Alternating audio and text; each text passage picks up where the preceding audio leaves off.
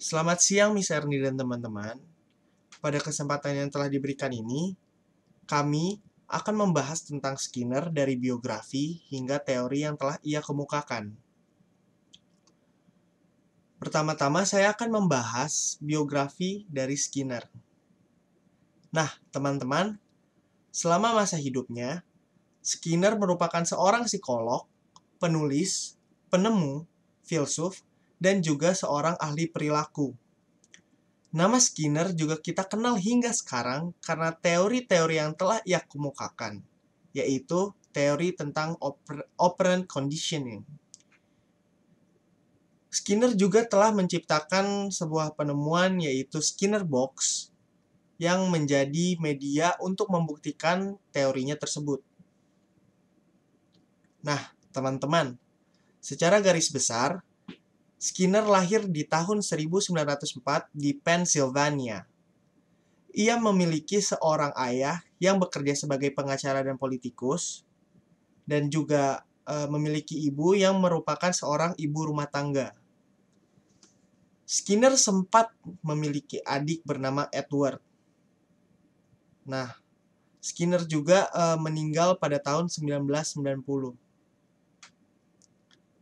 Semenjak ia masih kecil, Skinner mendapatkan hidup yang nyaman, bahagia, dan juga bisa dibilang berkelimpahan secara ekonomi.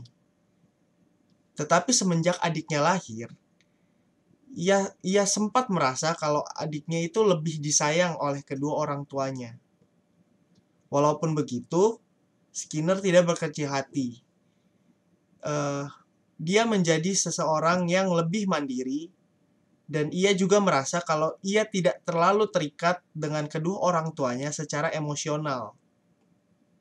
Singkat cerita, adiknya meninggal karena sebuah penyakit saat Skinner masih duduk di bangku SMA.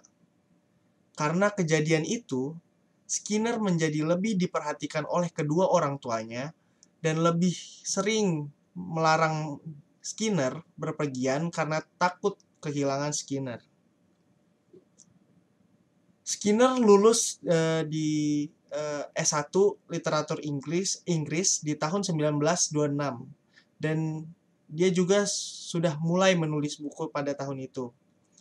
Akan tetapi, Skinner sering merasa kecewa dengan kemampuan menulisnya dan karya-karya yang telah ia ciptakan, walaupun ia mendapat banyak dukungan dari orang-orang sekitar, bahkan juga dari beberapa penulis yang terkenal.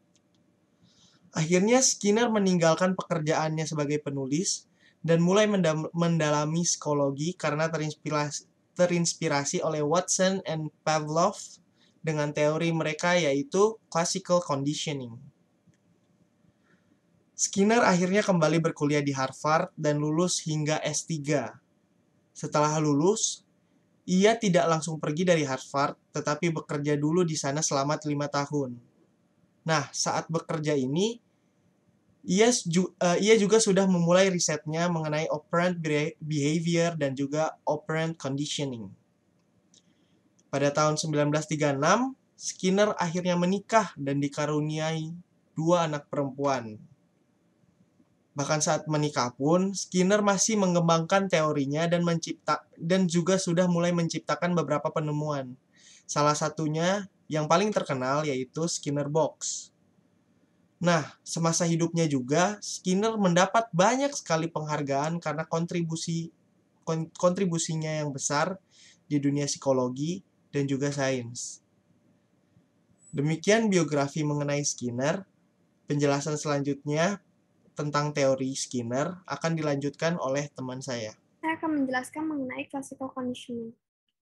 Classical conditioning adalah bentuk pembelajaran di mana stimulus terkondisi atau condition stimulus menjadi terkait dengan stimulus yang tidak terkondisi, yaitu unconditioned stimulus, untuk menghasilkan respon perilaku yang dikenal sebagai respon terkondisi atau condition response. Respon terkondisi adalah respon yang dipelajari terhadap stimulus netral sebelumnya, di mana stimulus yang tidak terkondisi biasanya merupakan rangsangan yang signifikan secara biologis seperti makanan atau rasa sakit yang menimbulkan respon yang tak terkondisi sejak awal. Namun, stimulus yang terkondisi biasanya netral dan tidak menghasilkan respon tertentu pada awalnya. Teori ini adalah tentang 2 rangsangan yang digabungkan bersama untuk menghasilkan respon baru yang dipelajari pada manusia atau hewan. Eksperimen Pavlov yang paling terkenal adalah studinya tentang air liur anjing, seperti contoh pada gambar ini.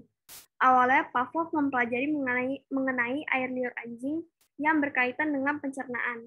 Tetapi saat dia melakukan penelitian, dia memperhatikan bahwa anjing akan mulai mengeluarkan air liur bahkan saat ruangan tidak ada makanan, di mana sejak awal anjing telah mengasosiasikan pintu masuknya ke ruangan dengan diberi makan.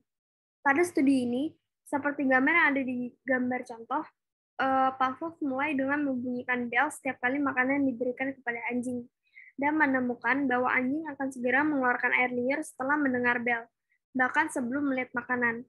Lalu Pavlov mencoba untuk membunyikan belnya lagi tanpa memberi makanan sama sekali, dan menemukan bahwa anjing terus-menerus mengeluarkan air liurnya, di mana ini menyatakan bahwa mereka telah belajar mengasosiasikan suara bel dengan diberi makan.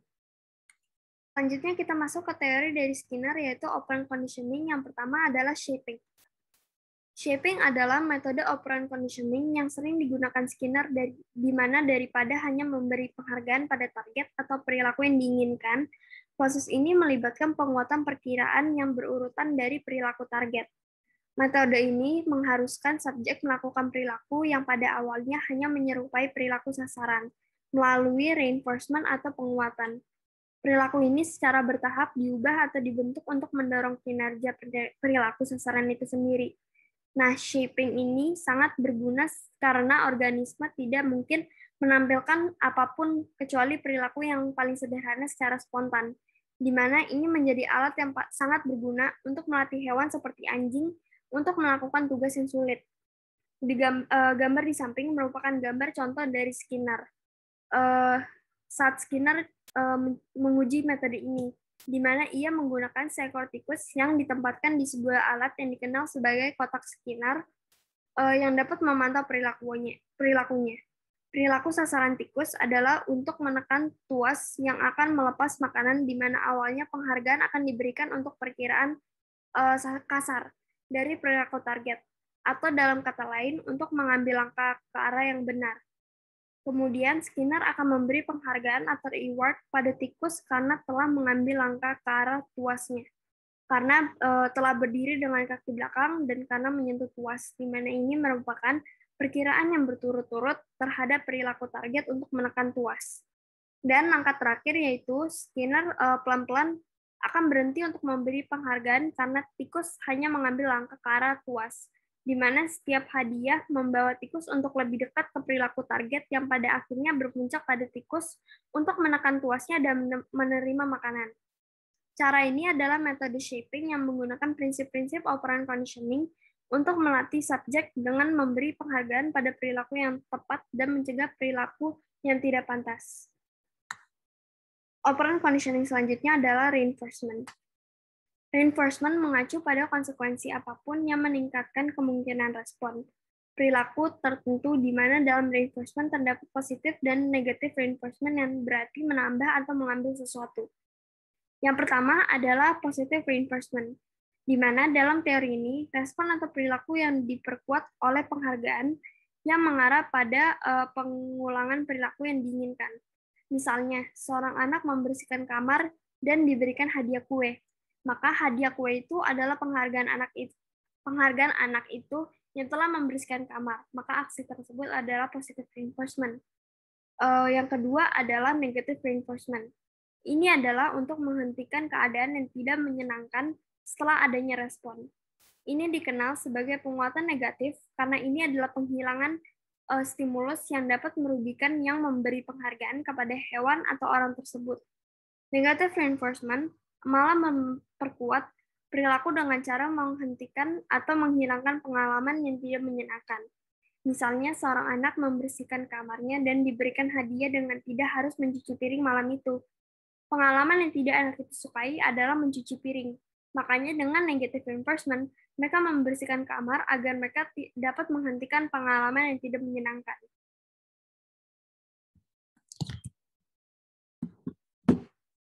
Oke, sekarang kita masuk ke operant conditioning bagian punishment. Oke, negative reinforcement jangan disamakan dengan punishment. Negative reinforcement berarti menghilangkan, mengurangi, atau menghindari rangsangan. Sedangkan hukuman atau punishment adalah persentase seperti besar atau kecilnya rangsangan tersebut. Skinner di tahun 1953, ia setuju dengan Thorndike bahwa efek hukuman kurang dapat diprediksi dibandingkan dengan reward. Pengendalian perilaku manusia dan hewan lebih baik dilakukan dengan positif ataupun negatif reinforcement dibandingkan dengan punishment. Ketika reinforcement dikontrol dengan ketat, perilaku dapat dibentuk secara tepat dan diprediksi secara akurat. Namun dengan punishment, akurasi seperti itu tidak mungkin dapat dilakukan. Hukuman biasanya dijatuhkan untuk mencegah orang bertindak dengan cara tertentu. Jika berhasil, orang akan berhenti berperilaku seperti itu, tapi mereka tetap harus melakukan sesuatu. Apa yang mereka lakukan tidak dapat diprediksi secara akurat karena hukum tidak memberitahu mereka apa yang harus mereka lakukan setelahnya. Maka dari itu, efek punishment yang pertama adalah suppressed behavior. Misalnya, jika seorang anak laki-laki yang suka menjahili adiknya perempuan, orang tuanya dapat membuat ia berhenti menjahili adik perempuannya dengan cara memukulnya. Tapi sayang, hukuman ini tidak dapat memperbaiki karakternya terhadap saudari perempuannya. Ia hanya menekan godaan itu untuk sementara atau saat berada di depan orang tuanya. Efek yang kedua, kita punya conditioning of negative feeling. Seperti contoh di atas, jika rasa sakit akibat pukulan orang tua itu cukup kuat dan menimbulkan respon seperti menangis, menarik diri, ataupun menyerang, maka di masa depan ketika anak laki-laki itu berpikir untuk memperlakukan adiknya dengan buruk, pikiran itu akan timbul lagi. Maka menimbulkan respon classical condition, di mana seperti rasa ketakutan, anxiety, rasa bersalah, ataupun rasa malu. Emosi negatif ini kemudian berfungsi untuk mencegah terulangnya perilaku yang tidak diinginkan seperti dulu. Tapi hal ini tidak memberikan instruksi positif kepada sang anak. Lalu efek ketiga adalah spread of its effect. Setiap stimulus yang terkait dengan hukuman dapat ditekan ataupun dihindari.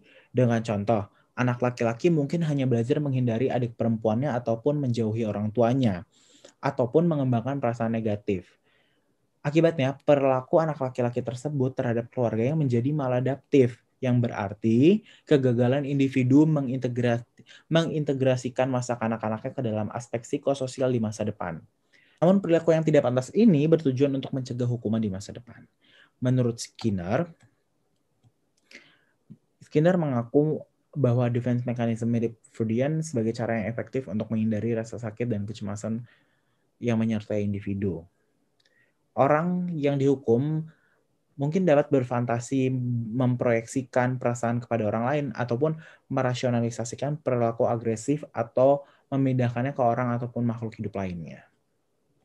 Kita masuk ke condition and generalized reinforcer.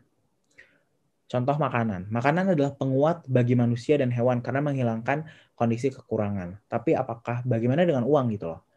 Uang tidak dapat secara langsung menghilangkan kondisi kekurangan itu. Maka dari itu uang termasuk condition reinforcer. Di mana condition reinforcer kadang-kadang disebut juga penguat sekunder, yang berarti rangsangan lingkungan yang pada dasarnya tidak memuaskan, tapi menjadi demikian karena dikaitkan dengan penguat primer atau yang tidak dipelajari seperti air, seks, ataupun kenyamanan fisik. Gitu loh. Uang adalah penguat terkondisi karena dapat ditukar dengan barang lain yang menjadi penguat utamanya. Kedua, kita punya generalized reinforcer. Ini typo.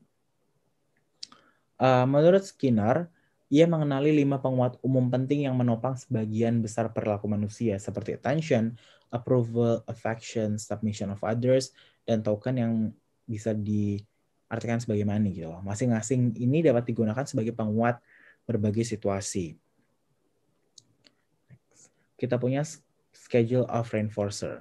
Nah, schedule of reinforcer ini seperti setiap perilaku yang segera diikuti dengan penyajian positif, reinforcer atau penghilangan aversive stimulus cenderung terjadi lebih sering.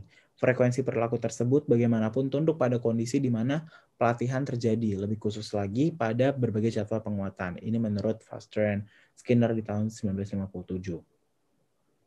Pertama, kita punya continuous schedule. Continuous schedule, jenis jadwal ini meningkatkan frekuensi respon tetapi merupakan penggunaan penguat yang tidak efisien. Secara pribadi, Skinner lebih menyukai intermittent schedule, di mana ini didasarkan pada perilaku organisme atau waktu yang telah berlalu. Keduanya dapat ditetapkan pada tarif tetap atau dapat bervariasi menurut program yang diacak. Ada 4 jadwal intermittent schedule, ada fixed ratio, variable ratio, fixed interval, dan variable interval. Pertama, kita akan membahas tentang fixed interval. Dengan fixed interval schedule, organisme diperkuat untuk respon pertama setelah periode yang ditentukan. Seperti contoh, individu menunjukkan bahwa organisme tersebut diberi penghargaan atas respon pertamanya setelah setiap 5 menit. Atau contoh lainnya, karyawan yang bekerja untuk mendapatkan gaji atau upah mendekati jadwal fixed interval mereka akan dibayar setiap minggu ataupun setiap 2 minggu sekali ataupun setiap bulan sekali. Tetapi jadwal pembayaran itu tidak tetap, meskipun biasanya menunjukkan lonjakan pekerjaan menjelang akhir periode atau akhir bulan seperti biasa. Sebagian besar pekerja mendistribusikan upah yang mereka secara merata dibandingkan bermalas-malasan. Situasi ini sebagian disebabkan oleh faktor-faktor seperti supervisor yang waspada, ancaman pemecatan, janji promosi, dan lain. Lalu kita ke variabel interval.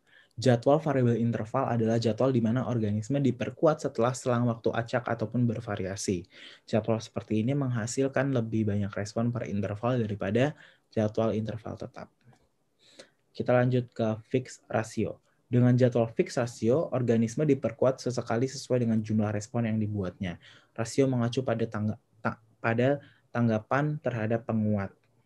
Oke, kita masuk ke variabel rasio. Dengan jadwal variabel rasio, ini diperkuat setelah respon rata-rata. Sekali lagi, pelatihan harus dimulai dengan penguatan terus-menerus, lalu dilanjutkan ke jumlah respon yang lebih rendah, dan kemudian meningkat ke tingkat respon yang lebih tinggi. Bagi manusia, bermain mesin slot adalah contoh jadwal rasio variabel. Mesin diatur untuk membayar pada tingkat tertentu, tetapi rasionya harus fleksibel, yaitu variabel, untuk mencegah pemain memprediksi pembayaran. Kita masuk ke extinction. Kita sudah mempelajari bahwa ada 4 alasan respon bisa hilang. Yang pertama, mereka dapat dengan mudah dilupakan selama perjalanan waktu. Kedua, mereka bisa hilang karena gangguan pembelajaran sebelumnya ataupun selanjutnya. 3, mereka bisa menghilang karena adanya punishment. Dan keempat, kepunahan, yang didefinisikan sebagai kecenderungan respon yang diperoleh sebelumnya menjadi semakin melemah saat tidak diperkuat. Operant extinction terjadi ketika eksperimen secara sistematis menahan reinforcement dari respon yang dipelajari sebelumnya sampai respon itu berkurang menjadi 0. Tingkat kepunahan operan sangat bergantung pada jadwal penguatan di mana pembelajaran terjadi. Secara umum, semakin tingkat tanggapan penguatan, semakin lambat tingkat kepunahannya. Selanjutnya itu adalah the human organism. Menurut Skinner, kepribadian manusia itu dibentuk oleh 3 hal, yaitu yang pertama adalah natural selection, yang kedua adalah cultural evolution, dan yang ketiga adalah inner states. Ini itu adalah natural selection. Kepribadian manusia itu adalah hasil dari sejarah evolusi yang panjang. Sebagai individu, perilaku kita itu ditentukan oleh komposisi genetis dan terutama oleh sejarah pribadi kita atas penguatan yang kita terima. Sedangkan sebagai spesies itu kita dibentuk oleh faktor-faktor dari kemampuan bertahan hidup. Sehingga seleksi alam itu mempunyai peranan yang sangat penting dalam kepribadian manusia. Dalam natural selection, perilaku seseorang yang bersifat menguatkan itu akan diulangi, sedangkan yang tidak bersifat menguatkan itu akan dibuang. Skinner juga menyatakan bahwa faktor-faktor dari reinforcement, terutama adalah membentuk budaya manusia, itu menjelaskan perilaku manusia pada saat ini. Contohnya itu adalah bayi yang kepalanya berputar ke arah di mana pipinya dielus dengan lembut dan dapat menghisap. Hal ini meningkatkan kemungkinannya untuk bertahan hidup dan kemungkinan untuk karakteristik rutin ini diturunkan pada anak-anaknya ataupun keturunannya mendatang. Hal tersebut adalah contoh dari refleks yang menjadi karakteristik bayi manusia pada saat ini. Cultural evolution. Seleksi itu bertanggung jawab atas kebudayaan yang tetap diterapkan. Dan apabila itu tidak diterapkan, budaya tersebut itu akan hilang. Manusia itu tidak membuat keputusan yang kooperatif untuk melakukan apa yang terbaik untuk masyarakatnya. Akan tetapi, masyarakat anggotanya itu bertindak secara kooperatif, itu yang cenderung akan bertahan hidup. Dengan kata lain, manusia itu tidak membuat keputusan apa kultur yang baik untuk kelompoknya. Akan tetapi, yang bisa memutuskan kultur apa yang baik adalah semua anggota dari kelompok tersebut. Hal ini menjelaskan bahwa tidak hanya satu orang yang menerapkan suatu budaya, akan tetapi harus dilakukan secara bersama-sama. Sisa-sisa dari budaya itu seperti halnya seleksi alam, tidak semua itu bersifat adaptif. Karena ada beberapa yang bersifat merugikan. Contohnya itu seperti peperangan. Ketika dalam dunia pra-industrialisasi, peperangan telah memberikan manfaat bagi kelompok tertentu. Akan tetapi, saat ini telah berubah menjadi suatu ancaman bagi keberadaan manusia, karena peperangan itu dapat membunuh banyak manusia.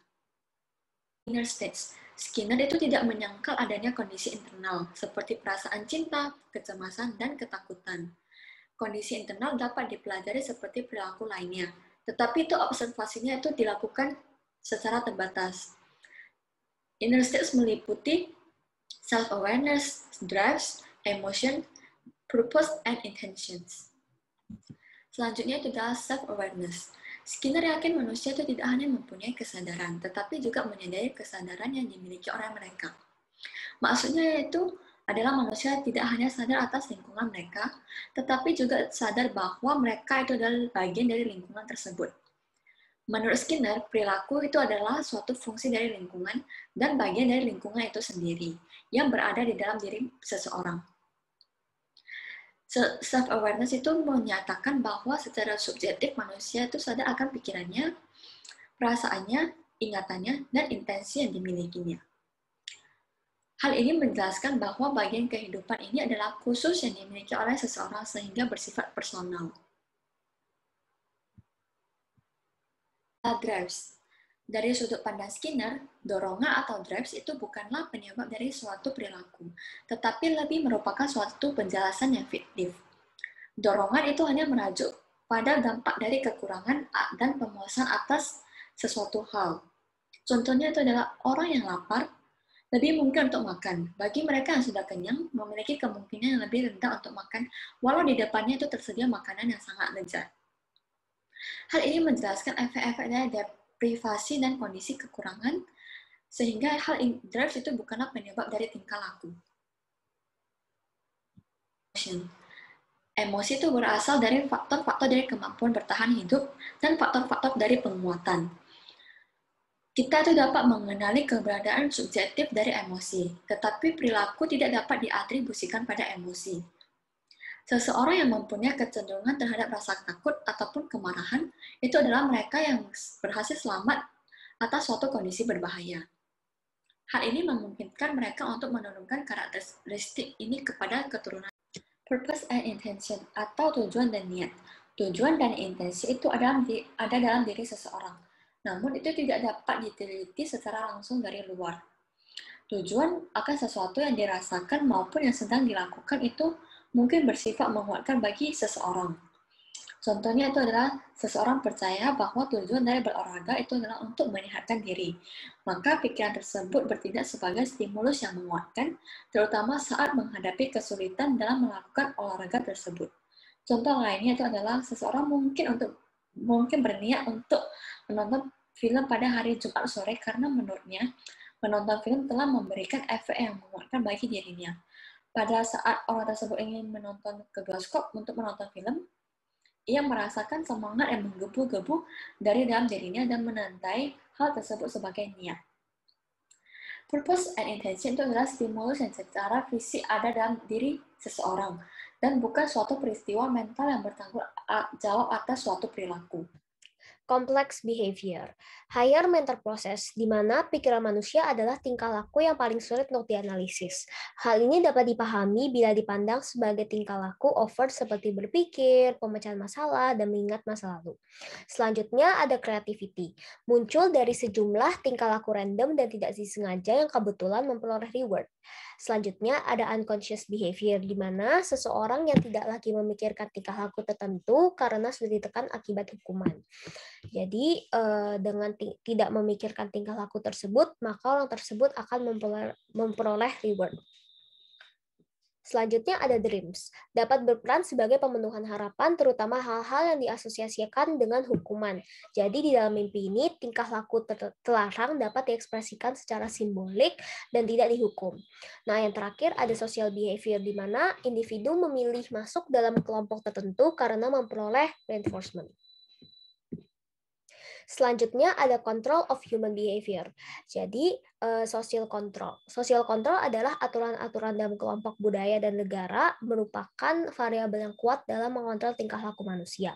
Jadi kontrol sosial adalah cara norma, aturan, hukum, dan struktur masyarakat mengatur perilaku manusia.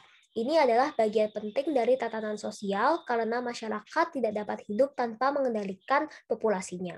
Nah, masyarakat menerapkan kontrol berdasarkan 4 cara, yaitu operant conditioning. Nah, operant conditioning itu adalah suatu proses penguatan perilaku operan, yaitu penguatan positif dan negatif, yang dapat mengakibatkan perilaku tersebut dapat berulang kembali atau menghilang sesuai dengan keinginan. Jadi, Skinner berpendapat setiap suatu tindakan yang telah dibuat ada konsekuensinya. Jadi penghargaan untuk tindakannya benar dan hukuman untuk yang salah.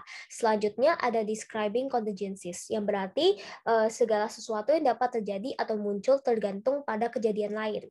Nah, yang ketiga ada deprivation and satiation, yang berarti kondisi yang muncul ketika suatu konsekuensi telah kehilangan pengaruhnya terhadap perilaku. Dan yang terakhir ada physical restraint, di mana segala sesuatu di dekat atau di tubuh yang membatasi sebuah gerakan. Selanjutnya ada self-control atau kontrol diri. Jadi, menurut Skinner, tingkah laku individu ditentukan oleh 2 variabel, yakni variabel internal dan variabel eksternal. Sekuat apapun stimulus dan penguat eksternal, perilaku individu masih bisa dirubah melalui proses kontrol diri. Jadi, meskipun kondisi eksternal itu sangat mempengaruhi, dengan kemampuan kontrol diri dari individu tersebut, dia dapat memilih perilaku mana yang akan ditampilkan. Selanjutnya ada the unhealthy personality. Skinner memandang kepribadian tidak sehat sebagai cara untuk mengatasi kontrol sosial yang berlebihan. Kontrol sosial dan kontrol diri yang berlebihan terkadang menghasilkan perilaku yang tidak pantas. Nah, the unhealthy personality ini dibagi menjadi 2, yaitu contracting strategies. Nah, di mana contracting strategies ini berarti orang dapat melawan kontrol sosial yang berlebihan dengan yang pertama escape, di mana dia melarikan diri darinya, terus yang kedua ada revolt, di mana dia memberontak dan melawan perilaku tersebut, dan yang ketiga itu adalah passive resistant, di mana secara pasif dia menolaknya. Dan yang kedua itu ada inappropriate behavior, di mana perilaku yang tidak pantas merupakan hasil dari teknik melawan kontrol sehingga merugikan diri sendiri atau dari usaha yang gagal dalam melakukan kontrol diri. Nah, ini bisa terjadi karena yang pertama ada perilaku yang terlalu kuat, ada perilaku yang terlalu terkekang, menghalangi kenyataan, menipu diri sendiri, dan menghukum diri sendiri. Selanjutnya akan dijelaskan dengan teman saya. Nah, sekarang kita akan belajar mengenai psikoterapi. Jadi Skinner ini percaya bahwa psikoterapi adalah salah satu hambatan utama yang menghalangi upaya psikologi untuk menjadi ilmiah. Dan seperti yang kita tahu, pembentukan perilaku itu membutuhkan waktu, terutama dalam psikoterapi.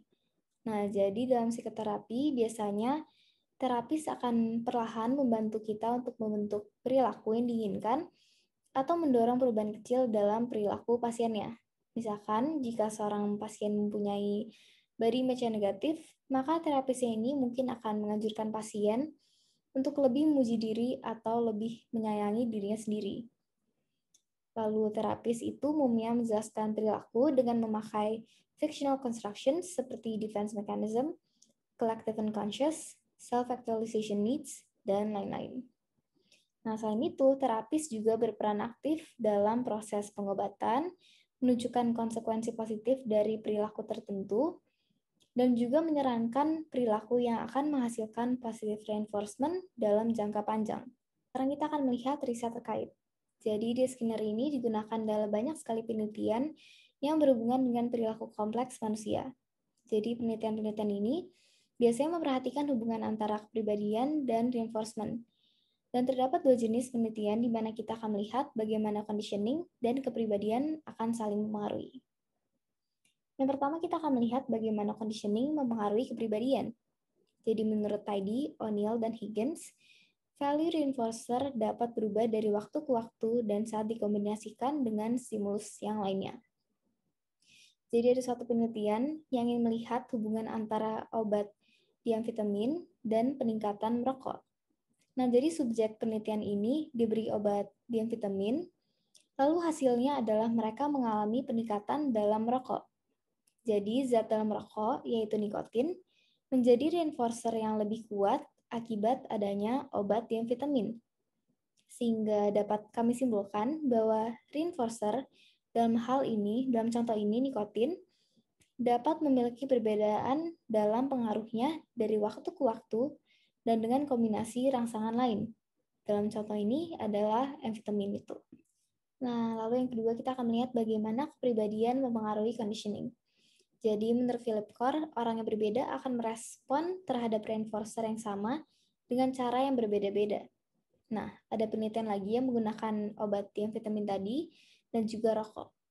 Jadi setelah subjek diberikan obat, mereka kemudian diberikan beberapa tugas dan harus menyelesaikannya dengan bekerja keras. Dan ketika mereka berhasil menyelesaikannya, mereka dapat memilih reinforcer, yaitu antara diberi rokok atau mendapatkan uang.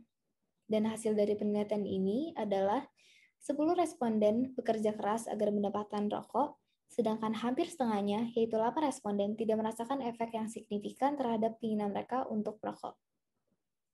Dan ternyata, mereka memiliki perbedaan dalam kepekaan neurotransmitter dopamin mereka, sehingga ada beberapa responden yang lebih terpengaruh terhadap stimulan obat diamfetamin, sehingga mereka makin meningkat untuk merokok, dan sisanya kurang terpengaruh. Jadi kesimpulannya adalah keadaan temperamental, biologis, serta kepribadian dapat mempengaruhi conditioning. Terakhir kita akan melihat hubungan reinforcement dan otak. Jadi menurut Beaver, orang-orang yang memiliki aktivasi perilaku tinggi, yaitu mereka yang secara aktif mengejar penghargaan atau yang berusaha keras untuk mendapatkan apa yang mereka mau, ketika dilihat melalui fMRI, terdapat peningkatan aktivasi pada otak mereka ketika menanggapi reward, misalnya saat mereka melihat es krim, kue, dan lain-lain. Lalu sekarang kita akan melihat apakah teori Skinner sudah memenuhi 6 kriteria teori yang berguna. Jadi pertama, dari segi generating research, teori Skinner ini sudah dinilai tinggi kemampuannya karena telah menghasilkan banyak penelitian lainnya. Lalu kedua, sebagian besar ide Skinner dapat dibuktikan salah atau benarnya, sehingga teori Skinner ini dinilai tinggi dalam falsifiability. Lalu ketiga, pada kemampuannya untuk organize semua pengetahuan tentang kepribadian manusia, teori berada dalam peringkat moderate atau sedang. Karena beberapa teori seperti personality traits dan five-factor model dapat dijelaskan dengan teori Skinner, yaitu prinsip conditioning. Tetapi konsep lainnya seperti kreativitas, motivasi, inspirasi masih belum bisa dijelaskan dengan prinsip conditioning. Lalu yang keempat, sebagai guide to action atau panduan untuk bertindak, teori ini dinilai sangat tinggi karena penelitian deskriptif yang dilakukan oleh Skinner telah menjadikan operant conditioning sebagai prosedur yang sangat praktis. Sehingga teori ini dapat diterapkan ke dalam hampir semua bidang psikoterapi, pelatihan, dan pengajaran. Misalnya untuk membantu orang untuk mengatasi fobia, membantu mengatasi kecanduan, memperbaiki kebiasaan makan, dan lain-lain. Lalu kriteria kelima adalah konsistensi internal, dan teori ini dinilai sangat tinggi. Karena Skinner dapat mendefinisikan istilahnya secara tepat dan menghindari fictionalized mentalistic concepts atau konsep mental fiksi. Dan terakhir, parsimonious adalah konsep di mana penjelasan suatu hal dibuat sesuai dengan bukti dengan asumsi paling sedikit. Selain itu, penjelasan ilmiah pun dibuat sesederhana mungkin. Jadi dalam kriteria parsimonious ini, teori Skinner masih sulit dinilai. Nah, lalu kita sekarang akan melihat pandangan humanistik dari Skinner. Pertama, Skinner memegang pandangan deterministik tentang sifat manusia. Menurutnya, orang itu tidak bebas, tetapi dikendalikan oleh lingkungannya. Dan memang, perilaku manusia sangat kompleks, tapi pada akhirnya manusia sendiri berperilaku di bawah hukum yang sama, seperti layaknya mesin dan hewan. Lalu kedua, teori Skinner sangatlah optimistik, karena ia percaya bahwa perilaku manusia itu dibentuk dengan reinforcement, dan manusia mudah beradaptasi. Contohnya saja, ketika kita mengalami situasi sulit atau bahkan depresi, kita masih dapat bangkit dan merubah perilaku kita. Lalu teori Skinner juga mengarah dalam kausalitas, karena ia percaya bahwa perilaku disebabkan oleh sejarah reinforcement seseorang, serta kemampuan spesies untuk bertahan hidup dan berevolusi. Lalu, teori Skinner juga mengedepankan unconscious, karena menurutnya manusia sering tidak sadar akan variabel genetik dan lingkungan mereka sendiri, dan juga perilaku mereka. Misalnya, terkadang kita tidak tahu kenapa kita suka marah, tapi ternyata setelah kita telaah, ternyata penyebabnya adalah tanpa sadar kita merasa lebih rendah, sehingga kita ingin merasa lebih superior dan sebagainya. Lalu, konsep kemanusiaan Skinner juga lebih condong ke arah sosial, karena menurutnya manusia berkembang sebagian besar akibat faktor lingkungan mereka. Ya, misalkan dari pengasuhan orang tua, pendidikan, teman, dan lain-lain. Lalu Skinner juga menekankan keunikan individu karena setiap manusia mempunyai perbedaan genetik dan juga sejarah reinforcement yang berbeda-beda. Sekian presentasi dari kami. Terima kasih.